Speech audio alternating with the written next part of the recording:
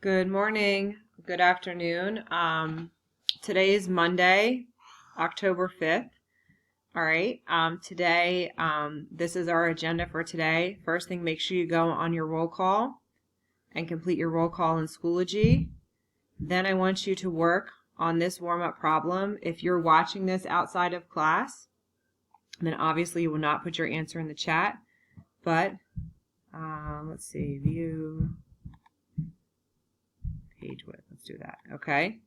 Elvis makes boxes of fudge and works out the cost of making the boxes by using a pattern. Look at the table below. So if he makes one box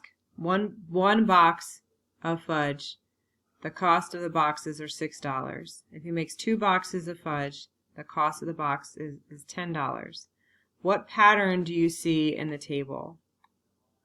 So the pattern we might see is that the numbers jump from 6 to 10, and then from 10 to 14. Okay, it's increasing by 4. So an appropriate answer to this would be the pattern is increasing by 4. Later on in class, we're going to talk about we're going to discuss patterns and how patterns. When we talk about a pattern of change, we talk about both sets of numbers changing. So the bottom set of numbers and the top set of numbers. But that's something we're going to talk about later in class.